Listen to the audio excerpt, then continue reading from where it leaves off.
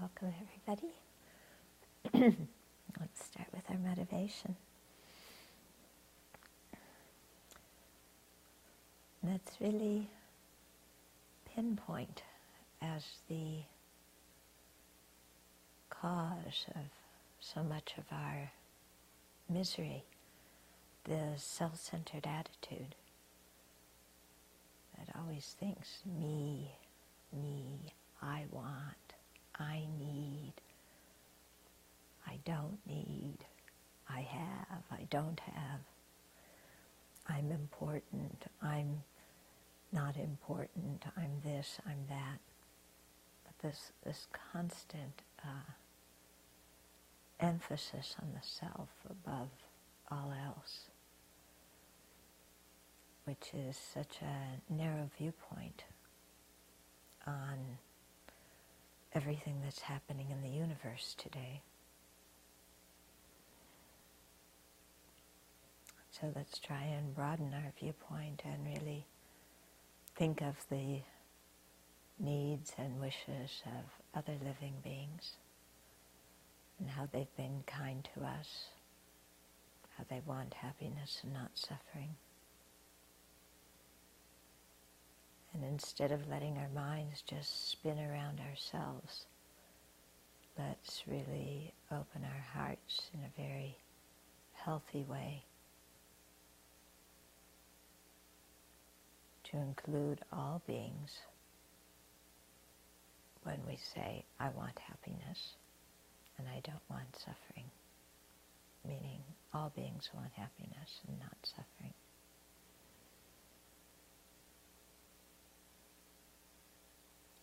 So let's work for the benefit of all beings and not let this self-centered mind steer us away from what's really important and meaningful in life.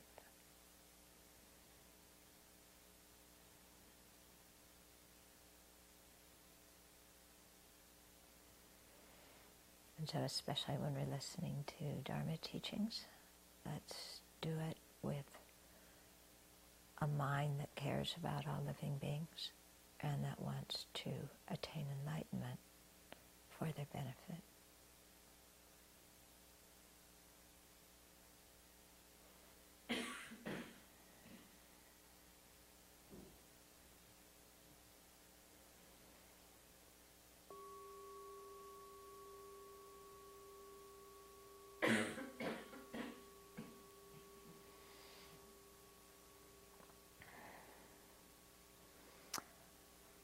So this self-centered mind, on a personal basis is so obnoxious, isn't it? It can really drive us crazy as we spin and fret and ruminate and defend and protect and everything. This person that we think we are. Not caring about the effects of our actions on others. So it works to make us miserable, and we also become quite obnoxious and make other people miserable. And this happens on so many different levels. When I was watching today Hosni Mubarak make his speech claiming that he's not going to step down from power, I was thinking, this is one person's self-centered thought that's probably going to bring the whole country into a bloodbath. I'm praying that doesn't happen tomorrow and the next day. But one person's self-centered thought, thinking, I'm in charge here. And I'm sure he thinks from his side that he's doing what's good and what's right. I don't think he thinks I'm a tyrant and I'm selfish. Because if you thought I'm a tyrant and I'm selfish, you wouldn't be doing that. Obviously you think that you're doing what's best for your country. You've dedicated your whole life to your country and you think what you're doing is best for it. But this is the thing with the self-centered thought, is that it makes us so blind to just even the conventional reality of the situation. So we can often think we have a good motivation. I'm sure he thinks he has a good motivation. I'm sure Suleiman thinks that, he has a good motivation in telling everybody to go home and go back to work.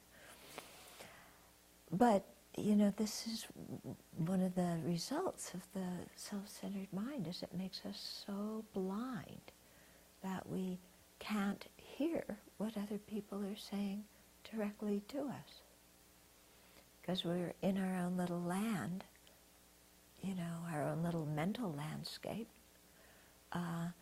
that we've created with ourself as the star, and we can't see it any other way. And so it, becomes the cause of great suffering, not only to ourselves, in terms of the negative karma we create by this, but suffering to others, and in this case, suffering to a whole country, maybe suffering to a whole area of the world, maybe suffering to the whole planet.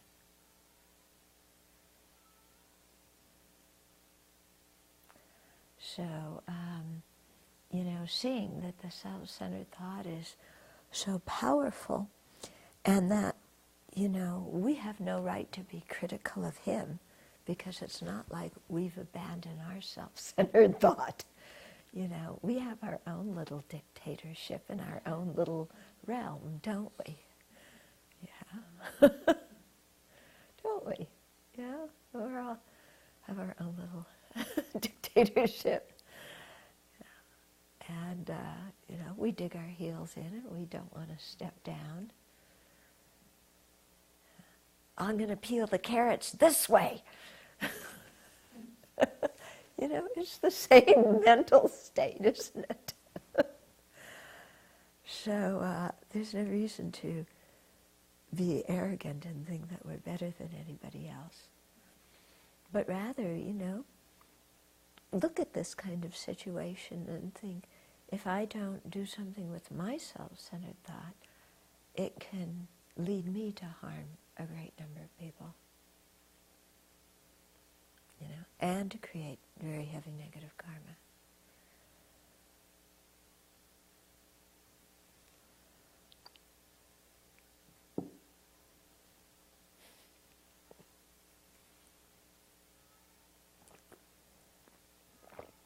If you bring her up here, she'll climb on here and she'll amuse herself.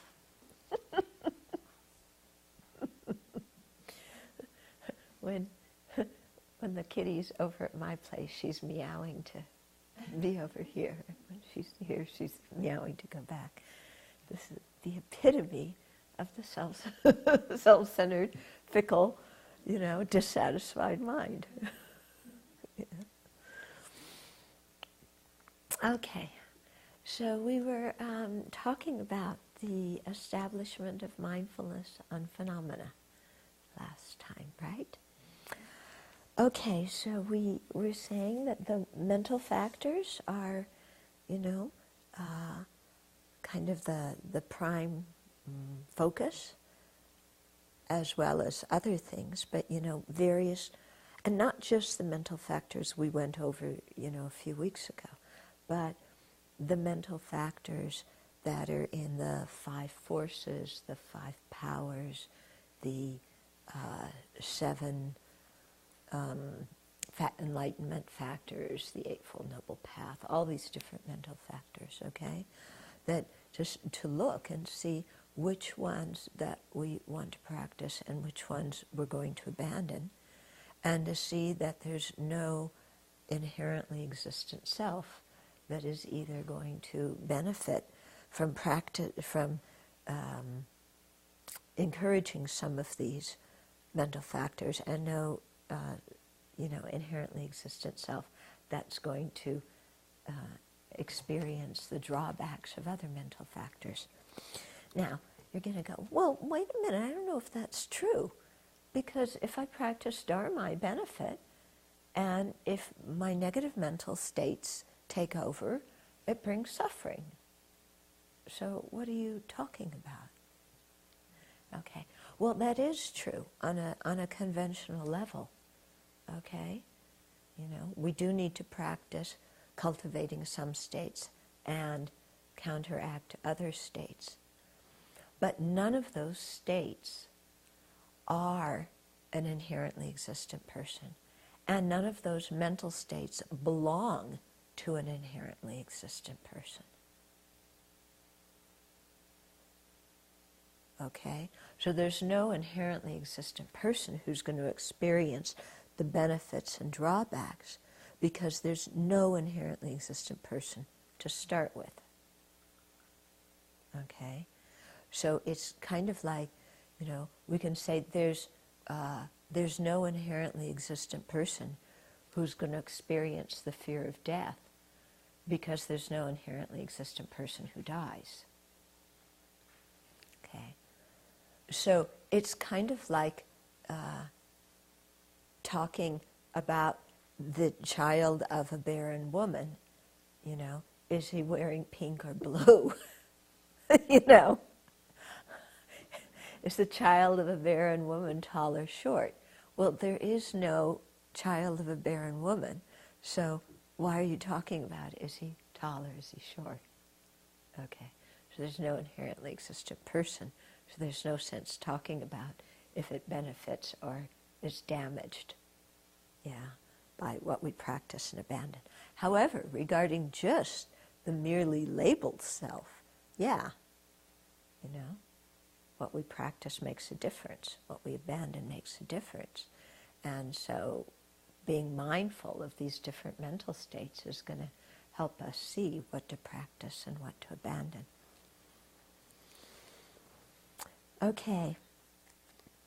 So last time we were saying that to do the mindfulness on the phenomena, then to think about the nature of the different mental factors, their causes, their results, and their functions. And if we do that, then we can really understand them. And not just do this on an intellectual level, but being able to identify when these different mental factors are present in our mind. Okay, so it's not sufficient, for example, there's these two virtuous mental factors that help us restrain from doing harm. One is a sense of our own integrity, by which we say, you know, I'm this kind of person and I don't want to act that kind of way. It's going to damage myself and it's counter to my own values. And the other one that is coupled with it is a mental factor of consideration with others. For others, it says, I'm not going to, you know, do this behavior because it's, you know, going to make others lose faith in the Dharma or lose faith in me, or it's going to harm them in some way. Okay? So we can say, okay, that's the definition of those mental factors, you know, and what's their cause? Well, you know, previous moments of them, and then also other virtuous mental states, such as, let's say, conscientiousness that cares about our ethical conduct, you know, and wisdom that understands karma, you know, so these can help be causes of that kind of mental state to arise. And then what does it function to do? They function to prevent us from creating negative karma by preventing harmful behaviors. They function to stop inflicting pain on others. What are their results? You know, well, karmically they're going to result in having good rebirths, you know, and so on. We can recite all that. But we know what those two mental factors feel like when they arise in our mind. Yeah, because if we don't know what they feel like in our own mind, then it's going to be hard to know if we're practicing to cultivate them, if we've cultivated them or not. Yeah? So we need to be able to identify them. And then if we can identify them, then we'll also be able to identify when they're not there and be able to identify when their opposites are there, which are minds not, one is a lack of integrity, so a mind that doesn't care for our own benefit, whatever we do. We don't care about ourselves and the repercussions for ourselves and whether we're acting according to our own principles. We're just completely involved in our own trip. Or, in consideration for others, the mind that does not care the least in the effects of our actions on other people, that makes them lose faith or harms them in any way. So we have to be able to identify, the integrity and the consideration for others when they're in our mind, so that we can also identify, their opposites, and to know when the lack of integrity is in our mind, when the lack of consideration for others is in our mind, so that we can do something to oppose them. Because again, we can say all these things intellectually as much as we want to, but if we can't find these mental factors in our own mind, then, our practice is missing, isn't it? Yeah. Knowledge is stuck up here. Okay. Then a second way to contemplate is to try to detach ourselves from the 5 sense objects that sentient beings seek in the desire realm. Okay? And so by, being mindful of phenomena, then we'll also notice which sense objects set off what states of mind. Okay? And we'll be able to see that the 5 sense objects that bind us to samsara due to our attachment to them, we'll be able to see that this is something we have to, set aside and create a wisdom relationship with. Okay? You look puzzled. I'm trying to figure out how that would work in your mind. What would you actually do mentally in your mind? Okay. I see chocolate cake. I get attached to chocolate cake. Yeah. I'm so attached to the object of sight. Look what this object of sight, this visible object, does to my mind due to the presence of ignorance and attachment in my mind. Okay, therefore, I need to create some distance between myself and this kind of object so that I can get my mind under control.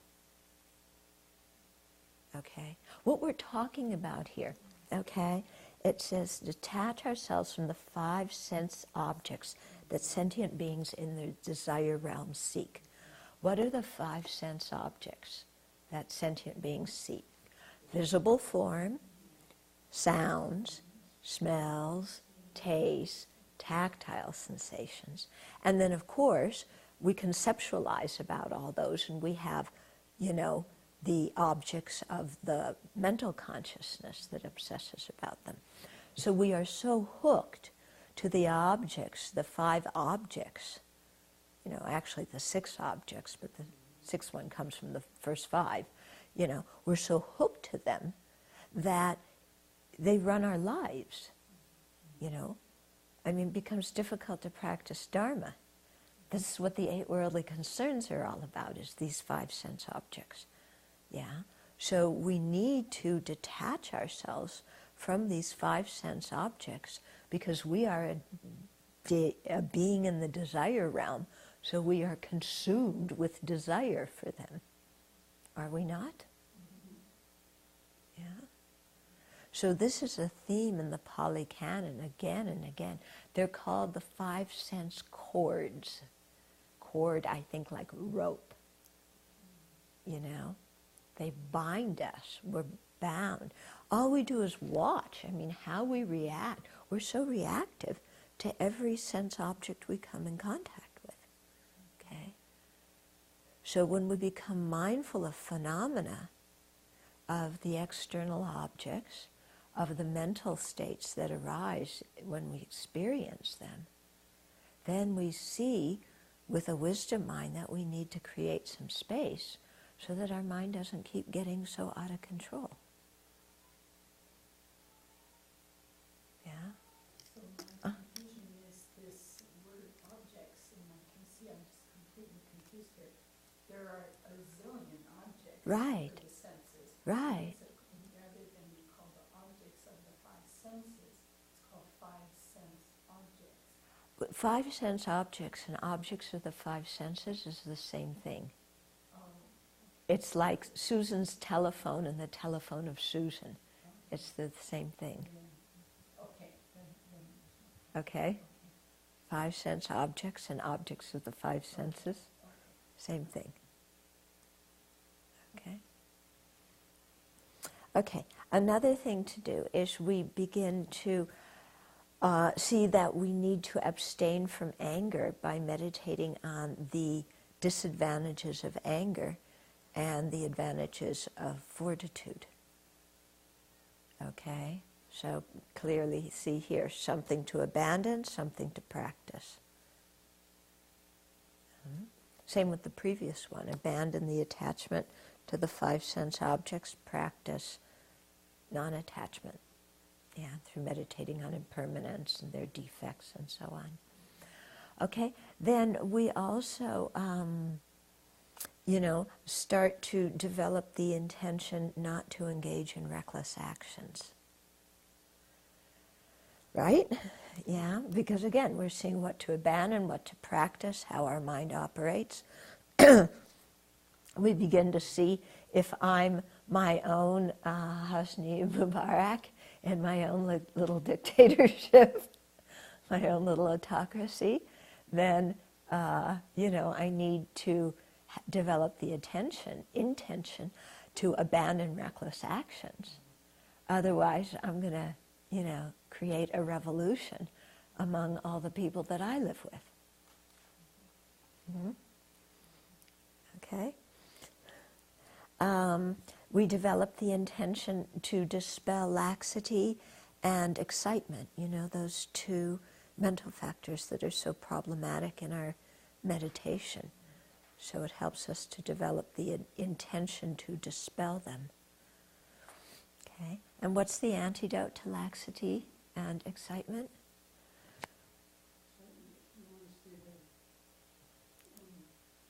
No, when we do the 5 faults and the 8 antidotes, yeah, it's introspective awareness that notes when they're in our mind, and then we apply, what we need to get them out. Okay, then we also check, another part of mindfulness of phenomena is to examine whether the 3 jewels exist or not.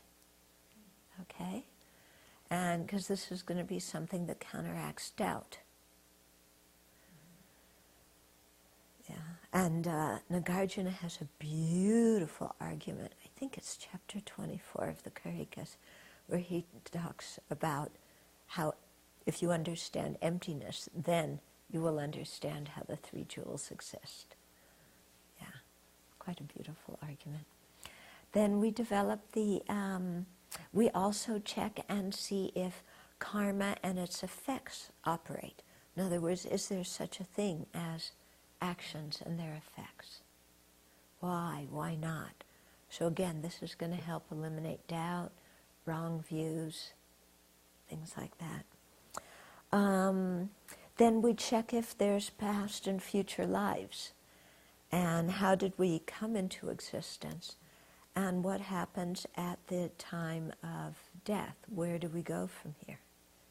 Okay, and so to understand that, meditation on the 12 links of dependent origination is very, very helpful, because it shows from a Buddhist viewpoint how our present life came into existence, and how in our present life we're creating the causes for future existences. And then by that it also shows how to undo it, if you cut, the last links, then, or to, in order to cut the last links, you have to cut the ones preceding them. And if and so you begin to see the forward and reverse order of this to understand how cyclic existence evolves and how to cease it. Okay, so those are all those things are included here in mindfulness on phenomena. So mindfulness on phenomena, it leads to the true paths, understanding of true paths. Remember, each of the four mindfulnesses led to an understanding of one of the Four Noble Truths. Okay, so this one leads to the understanding of true paths because it's showing us what to practice and abandon. And the essence of the true paths is the understanding of emptiness or selflessness. Okay, so we've already seen that the body, the self is not the body, the self is not the feelings, the self is not the mind. Okay, and now we see that the self is not phenomena.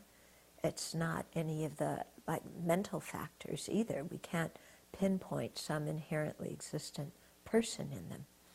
And I think this is very helpful to do when we get stuck in a particular mental state, because especially in a self-disparaging or self-critical mental state or a fearful mental state, some kind of unpleasant mental state, we identify with it so much that it's like we think this is me. And it's not only me, but it's permanent. Yeah? We don't recognize, oh, this is just a mental state that exists because its causes exist. And when its causes cease, it's going to cease. We don't see the mental state as that. We see it as something concrete, unchanging, and this is who I am. And then we get really upset because, I am this depressed person. That makes us even more depressed and more angry. Okay? So I think it's very helpful to see that these are simply mental states. They are not who we are. And that, like everything else, they're mental states that arise and cease, and mental states that are changing in each split second. Yeah? So we shouldn't get so involved in them and grasp onto them and take them so seriously and worry so much about them. And, oh, I had a moment of anger. I'm such a bad Buddhist. All this kind of stuff. It's like, let's lighten up a little bit. Okay? So we can't pinpoint some inherently existent self in any of the mental states, and we can't say that any of these mental states are the property, are the mine, or the possessions of some inherently existent self either. Okay? So that helps us to see that if there's no, concrete self, because we can't find it in any of these things, then the only possible way the self could exist is by being merely labeled. Okay? So if there's no concrete self, and yet we know that the self exists because we do use language. We say, I'm walking and I'm eating and I'm listening to a Dharma talk. And there's people doing those activities. You can't say that there's nobody sitting in this room. There are people sitting in the room. So there are people, there are selves, okay? But there's no inherently existent, concrete, solid, identifiable, findable self, okay? So if there's no inherently existent self, yet there is a self, then the only possible way that self could exist is by virtue of being labeled in dependence upon a basis of imputation. Okay? So we see that the self, we say the self is merely a label. Sometimes we say it like that. you don't take that literally, the self is a label, because a label is a word, and we can't say a person is a word, okay? But so when we say, you know, that's merely a label, you know, the self is merely a label, it means the self exists by being merely labeled. But when you really look at it, you know, and when you're trying to find some self that's really there, all you can find is a label. So in another way, it's like, well, yeah, it is just a label, because that's all that's there. There's nothing else there, you know. When you search for something that's me, there is nothing else there that I can identify as me. Absolutely nothing else. So in that respect, yeah, it is just a label. But we say that, but we still feel that there's still a me. Yeah, the self is labeled, but it's already there and then it's labeled. That's the Svatantrika view. Yeah. Yeah, there's something there from its own side, and then we label it me. But the thing is, if there's something there from its own side, there's no need for it to be labeled. Because it's already there. Yeah, because inherently existent means it's independent of other factors. So if there's a self that's independent of other factors, it's already there. It doesn't need to be labeled to exist. It's already there, because it doesn't depend on any other factor to come into existence. Okay? So, you know, our mind that kind of wants the best of both worlds, yeah, it's there and it's labeled. It's impossible. Yeah? That's why they keep saying there's not even an atom of true existence. Because if you have just even the tiniest bit of true existence, then it's all truly existent. You don't need labels, you don't need anything else. Okay? Label also lacks inherent existence. Yeah. I mean, so we don't really find the label. No. Because when we search for the label, where did that come from? Yeah. It's just a sound. Yeah. It's just a sound. Yeah, dependent on the mind, conceptual mind. Yeah. Make you feel a little shaky? Wait a minute, I thought I'm really here. What do you mean? I is just a sound that's developed by the conceptual mind. No, every time I feel shaky, then I just become a Svatantrika. Oh, then you take refuge in Baba Viveka.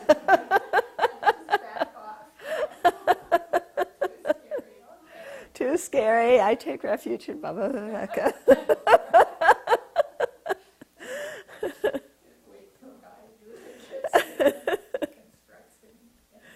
Yeah. Okay. Okay, so we can see this way that there is a conventionally existent I that is totally unfindable.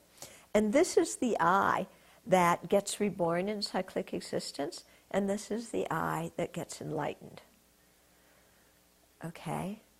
There's no other I that's born in cyclic existence, because if there were an inherently existent I, it would exist independent of other factors. It would already be there. It wouldn't need to get born in cyclic existence. It wouldn't even need aggregates. It would just be there from its own side under its own power. Okay? But that's clearly not the case, is it? You're not so sure. And that's also the I that is going to attain enlightenment. Because again, if there were a concrete I that's going to attain a concrete enlightenment, there would be no need, you know, it would already be enlightened. Because it's inherently existent, doesn't depend on anything else. Okay? This is also part of the problem with saying, you know, for the people who say that the Tathagata Garbha is already a Buddha there, existing in sentient beings with the 32 signs and 80 marks, then if it's already there, it's inherently existent, yeah? Then it doesn't need to become a Buddha. Okay, all kinds of arguments against that.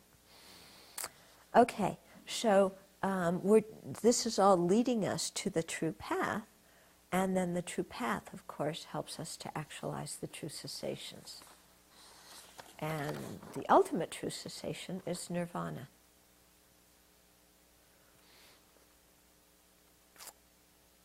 Okay, so that's the end of the mindfulness on phenomena. Now we're just going to review a little bit, because those were the specific, meditating on the specific characteristics of the 4 objects. And now I just want to review the general characteristics of the 4 objects. It came earlier in the outline, but just to review it. So we want to, the general 4 characteristics. First, they're impermanent. So really thinking of all 4 of these as momentary, And why are they momentary? Because they're under the control of causes and conditions. They don't exist under their own power. So they change due to causes and conditions. So causes and conditions is the reason for them being impermanent. It's also the reason for them being empty of true existence. Okay. Then the second general characteristic. So here we see that the body, the feelings, the mind, and all the phenomena, the mental states, are impermanent. Then the second one is to see that they're in the nature of dukkha, the nature of being unsatisfactory. Why? Because they're produced by afflictions and karma. Yeah. And so anything that is produced by a cause which is polluted is going to be polluted. Yeah, is going to be in the nature of being unsatisfactory. Okay? So it's from this viewpoint where we can see that, because we've been having some discussion, well, wait a minute, how could my love and compassion be polluted? And how can that lead to rebirth and cyclic existence? Well, if we think that our love and compassion, it's being generated in a mind that is grasping at true existence, okay? And so our love and compassion is being infiltrated by this grasping at true existence. And so in that way, it's polluted. Yeah? Okay. It doesn't mean, so being polluted and being negative karma are different. Don't confuse the two. Okay? Because virtue can also be a cause of cyclic existence. How did we get this rebirth? Because we did virtuous karma. Yeah? We created, we maintained good ethics. So we created virtuous karma. And that virtuous karma is the cause of our present rebirth, but our present rebirth is in samsara. Okay? So don't confuse something being polluted because it's under the influence of afflictions and karma with being negative or destructive. They're 2 separate things. Okay? You understand? So is the polluted another word for the contaminated? Yeah, it's a different translation. Yeah. I prefer pollution as a translation to contamination. They both have their own particular connotations, don't they? Yeah. Okay. Then we think that the third one is that the 4 objects lack being conditioned by an independent cause or an independent creator that has produced them. Okay, so in this context, because we're talking here about these 4 points I'm going over now, are the four aspects of true sufferings or true dukkha. And when we're talking from the viewpoint of all the Buddhist schools, something that's acceptable to all Buddhist schools, then emptiness means not being created by an independent creator or some kind of independent substance or something like that. Okay?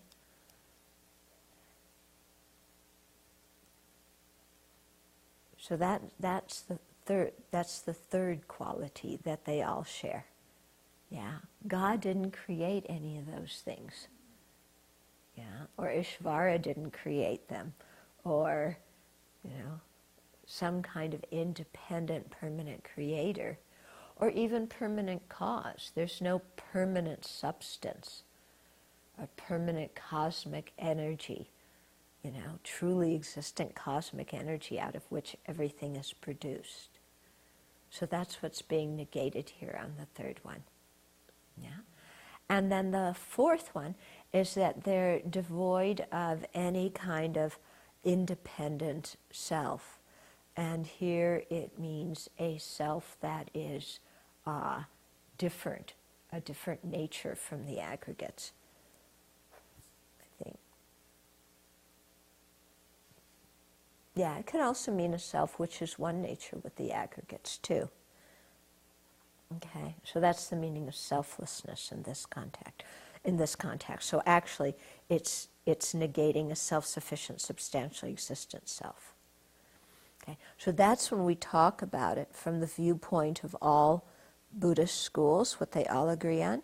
If we talk about this from the viewpoint of the Prasangikas, okay, the first two are the same, except, of course, the definition of ignorance is going to be a little bit different in the second one. But then emptiness and selflessness, the third and fourth characteristics, they both mean they are not having inherent existence. Okay?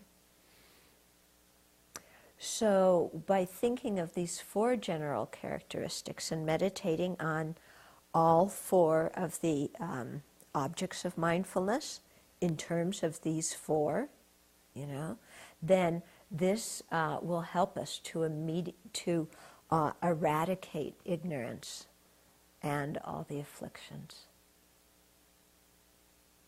Okay?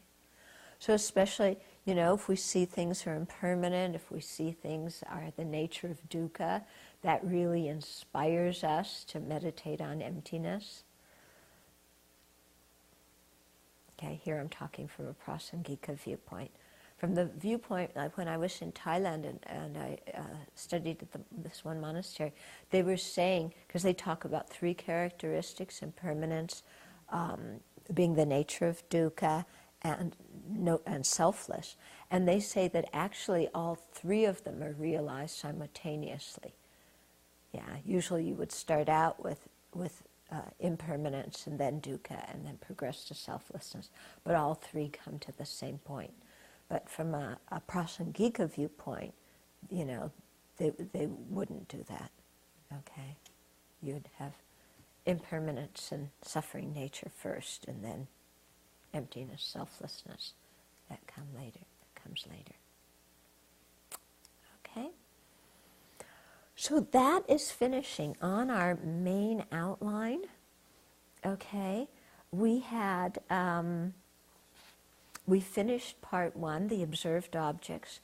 We've, and we've been on part two, the manner of meditation, and part two had a common manner of meditation, which we have finished.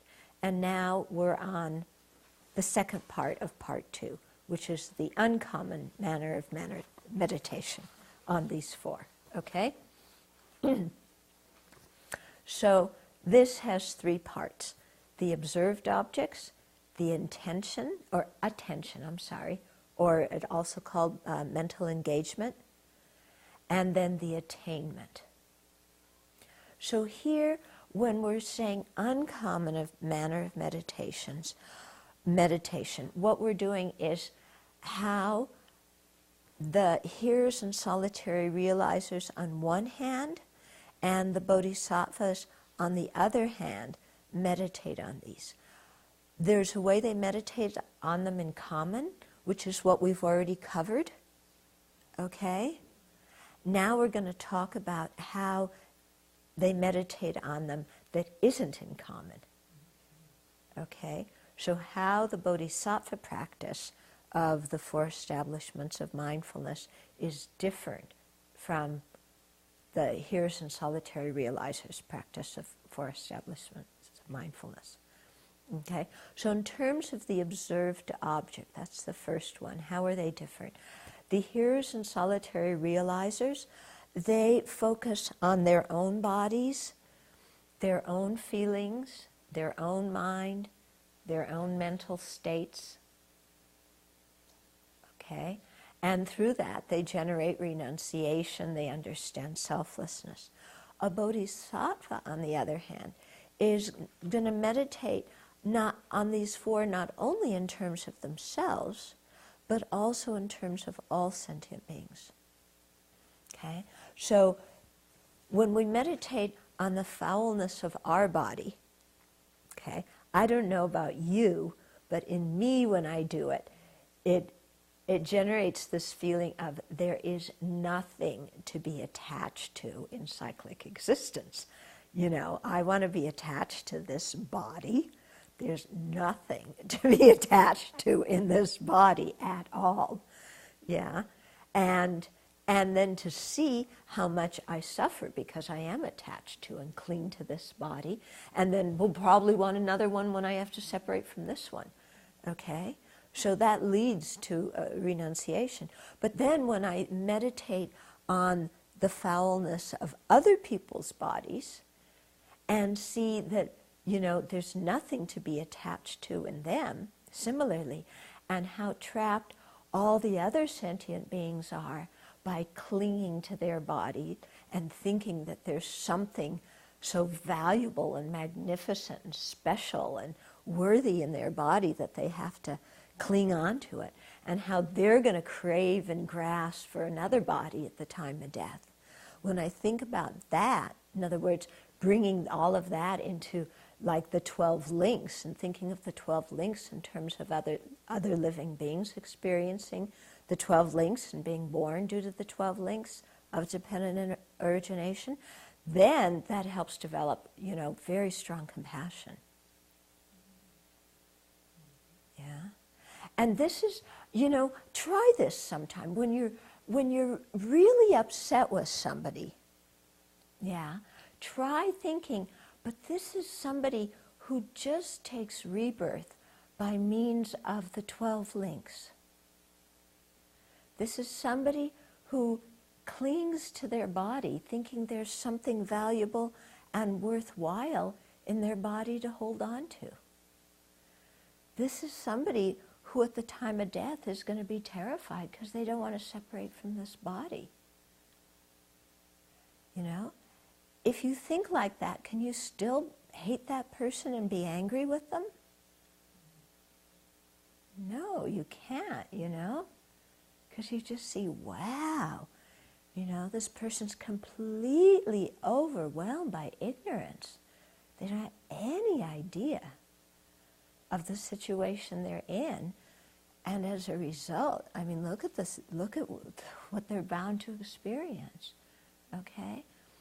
So when you really look at living beings like that, then, you know, that you can't hate them anymore. And also, you see that there's nothing there to be attached to in them either. You know, remember when at EML I was going through that one sutra, and the Buddha kept saying how, you know, here am I under the influence of afflictions and karma, being attached to another person under the influence of afflictions and karma. And you begin to see, that's insane. How is another person who is under the influence of afflictions and karma ever going to make me happy? This is impossible. Impossible. So why am I still knocking my head against the wall, trying to make this person do what's impossible. Yeah? Why don't I just leave them alone? You know? Real, and what I mean by leave them alone is like drop all my expectations on them. Because we pile so many expectations onto other people, don't we? You know, I want you to be this, and I want you to be this, and I want you to do this, and I want you to act like this, and I want you to say this, and I want you to talk like this, and I want you this, and this, and this, and this. And it's like, mentally, we don't leave people alone at all. We may hate them and not talk to them for years, but mentally we don't leave them alone. Yeah? But when we have this kind of understanding, it's like, whoa, you know, like this is not worth my energy. This is just somebody, you know, under afflictions and karma who is so worthy of compassion because they're living in this kind of body that's just made of blood and guts, you know, chasing after pleasurable feelings, chasing away, running away from unpleasant feelings, you know, attached to the 5 sense objects. Yeah, they should be objects of compassion, not objects of attachment or anger. Yeah? Don't you think? Yeah? You know, even if you think of somebody that you really can't stand, or somebody that terrifies you, or somebody who abused you, or who did horrible things to you, if you see them like this, can you still be afraid of them? Can you still be angry at them? No, I don't think so. Okay? And so bodhisattvas meditate in this way and then develop very strong bodhicitta. It's like, okay, if I want to help sentient beings be free from all of this, I have to become a Buddha. Because otherwise it's gonna it's the blind leading the blind. Hmm?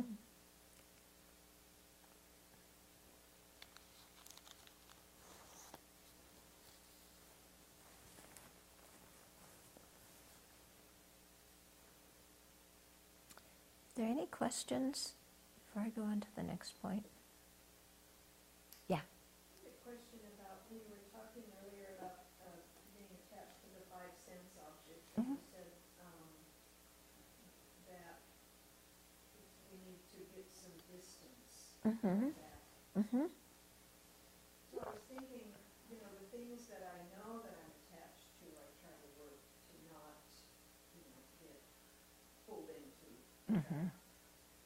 But are you also saying that there's a way to kind of generally work with getting a little distance from just the sense objects generally?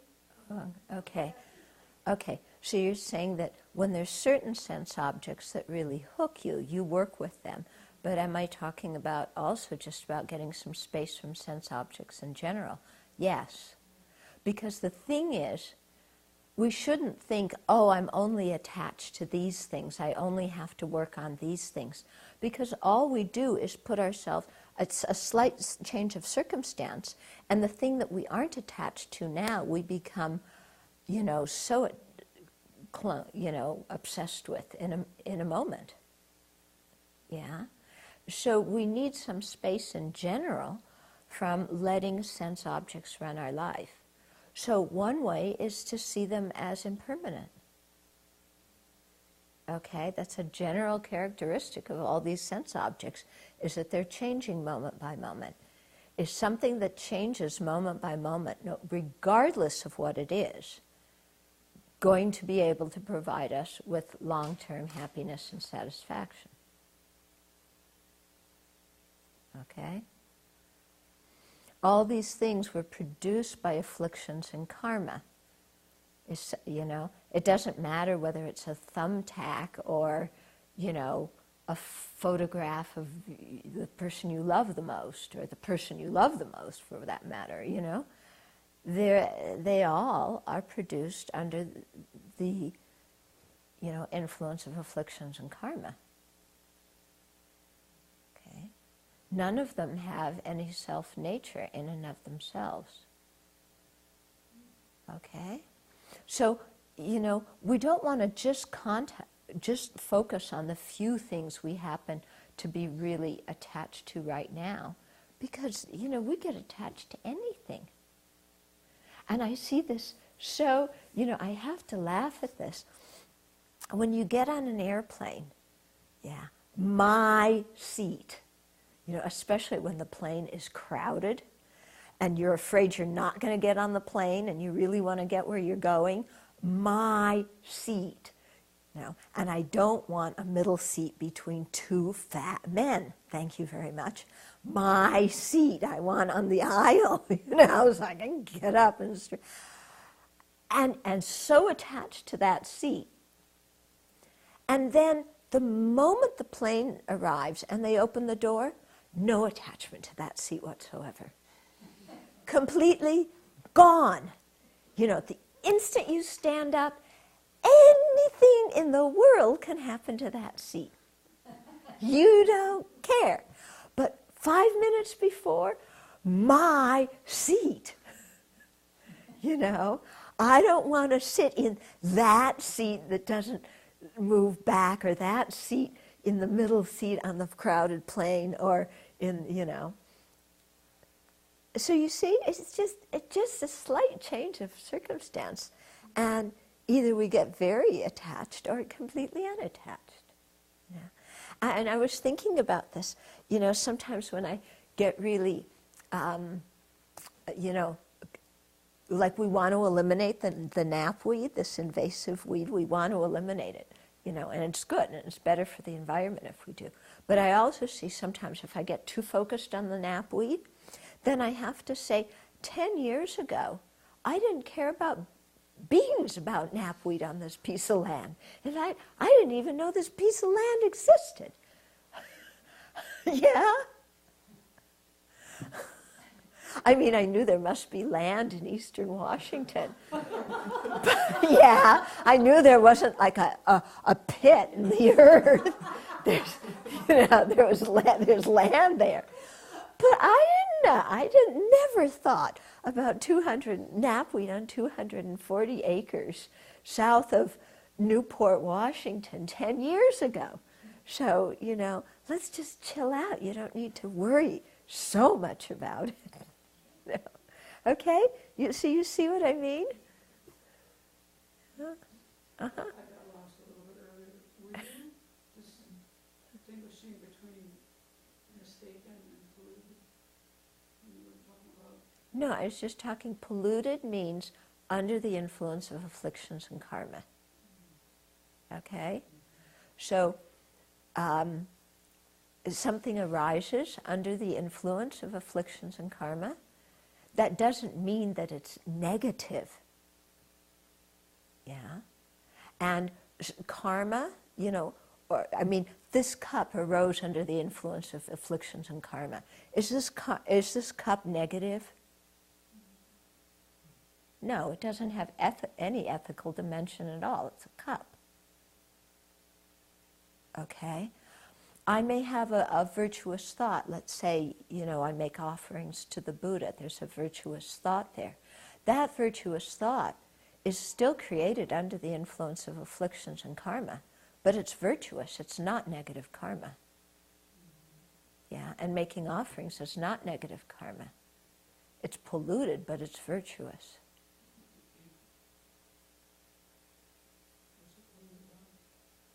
Afflictions and karma.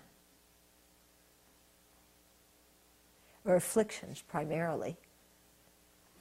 Because if I make offerings to the Buddha, if I make offerings to the Buddha, okay, I'm most likely going to have the view of the personal identity manifest in my mind. And I may even have attachment. And I may even have arrogance. Look at me, I'm making offerings to the Buddha. Okay? Yeah, but primarily here I'm talking about the grasping at true existence. I'm not talking about arrogance or attachment. The grasping at true existence makes it polluted, but it still can be a virtuous action. So that's what I was saying. Don't get non-virtuous or negative karma confused with polluted karma. Okay? Because when we talk about the 12 links, you know, when we talk about the second link of formative actions or karma, yeah, then there is meritorious karma or non-meritorious karma, meritorious karma, and then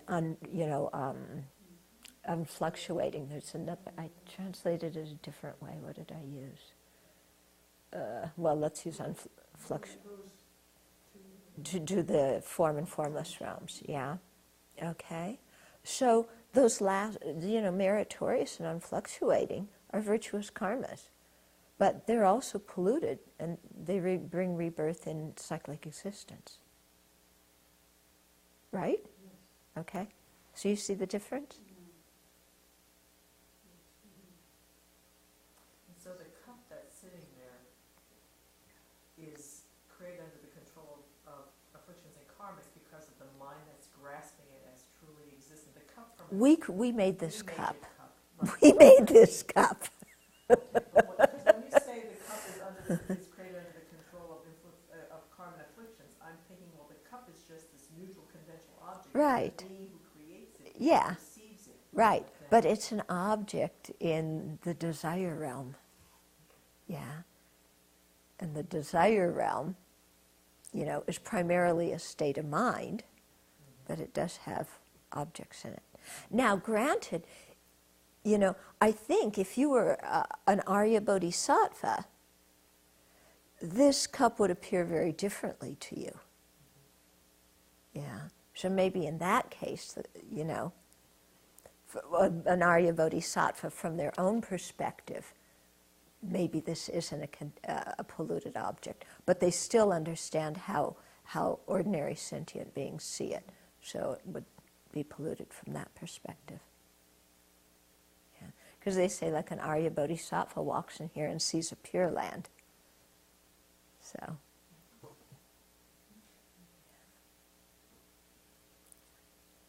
Okay. So that's where we are. So we'll take up next week, we'll start talking about, under the uncommon manner of meditation, the second point, the attention. Okay. So try and think about these things. And try, I was very surprised at how people were very confused about this idea of the five sense objects, or objects of the five senses, and the need to,